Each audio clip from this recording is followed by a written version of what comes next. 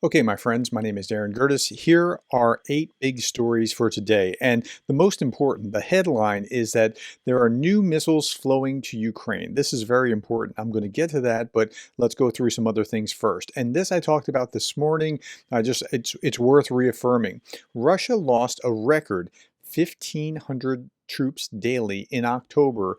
Um, that's the highest amount of any month. So that's over 46,000 casualties. I said about 45,000 this morning, but it was 40,000, just under 40,000 back in September, which was the highest month until October, which displaced it.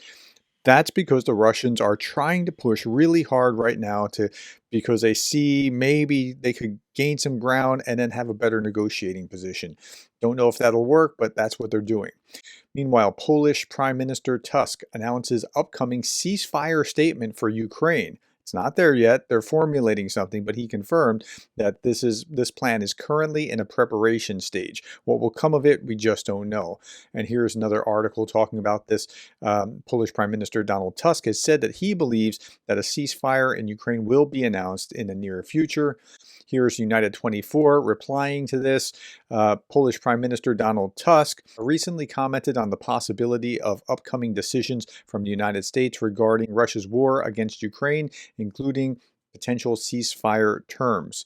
In response, Ukraine's Ministry of Foreign Affairs reaffirmed the country's stance that decisions about Ukraine's future must not exclude Ukrainian input, emphasizing the principle of nothing about Ukraine without Ukraine. And that's the right place. Now, the Poles have been very supportive of Ukraine. You've got to give them that. Poland contributed military aid worth $3.5 billion to Ukraine, including 350 tanks, marking the largest transfer of heavy equipment among the allied nations. And Poland leads Ukraine's support effort with 4.91 GDP contribution. So they are doing that. Now, that got me thinking about NATO, because NATO's spending is really important here. This was a February 2024 look at GDP share contribution for all NATO members. And you'll see at the time it was 3.90 for Poland, the United States at 3.49, followed by Greece, Estonia, Lithuania, Finland, Romania, Hungary, Latvia, United Kingdom, Slovakia. And then you got below that number, below the 2% for everybody else, from France all the way down to Luxembourg. And so that's problematic, especially at a time when you know you're at war, you know that the war is going to go on, and you know Russia doesn't have any plans to go anywhere. So that was in February. Here's another graph from the NATO website itself, and it's showing the light blue is showing what it was in 2014. Okay, and then the dark blue is what it is as of 2022.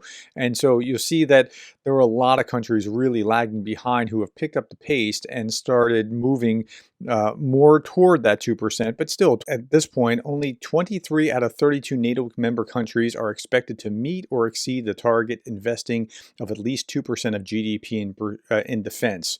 So that's still a third that are not going to be where they should be at the end of 2024. And that's problematic. Now, let's shift to our next story. Donald Trump has won all swing states. So if you look at a map, okay, all these states, Arizona, Nevada, Wisconsin, Michigan, Pennsylvania, North Carolina, Georgia, all of these states were too close to call. All of them went for Donald Trump. Now, you might think that Putin is rejoicing about that scenario, but I don't think that that's the case. Jake Bro explains this. It is possible that Putin is not entirely happy with the results of the U.S. election. Putin's preferred scenario is always a divided and distracted United States. And you can find that in the Mueller report. You can find that in Putin's playbook by Rebecca Koffler. It's very clear that that is what Russia actually wants from elections. The Russians probably would have preferred if Trump had barely won and Democrats contested the election, or Harris had barely won and Republicans contested the election. That would have dragged everything out and created massive chaos and division in America, leaving us more divided than ever over the next 4 years. Ironically, by Trump winning so decisively, the chance for political violence or revolution is not happening. And that's right. And now we have to figure out, what do we do from here?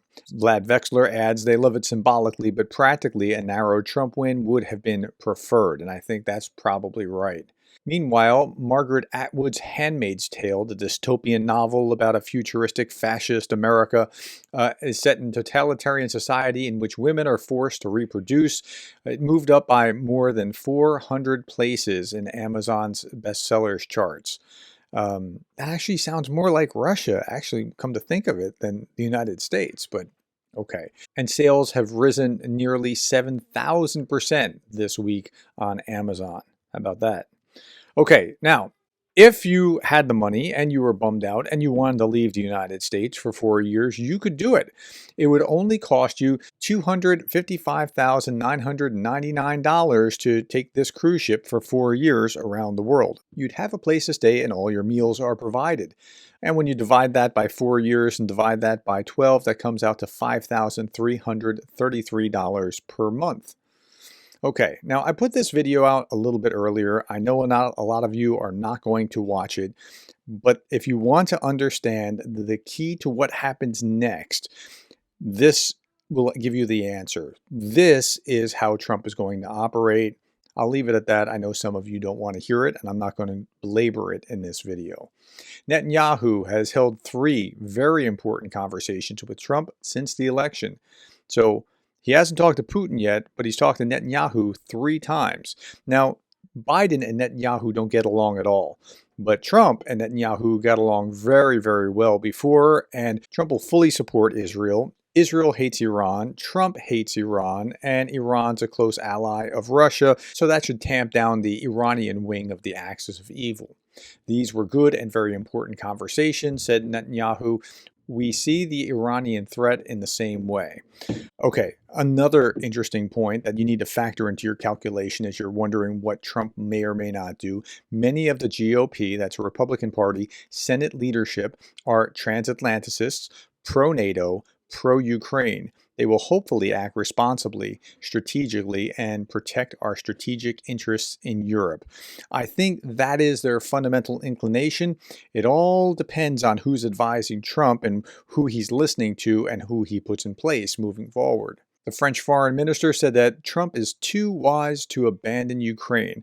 I think that's right in the sense that he knows that it'll make, if Ukraine falls to Russia, it makes Ukraine worse off, Europe worse off, America worse off, and more importantly to Trump, it makes Trump look weak. Now let's talk about the weapons that Ukraine is about to get. Earlier today, the Wall Street Journal tacitly confirmed that the U.S. has started supplying Ukraine with advanced air-to-surface missiles.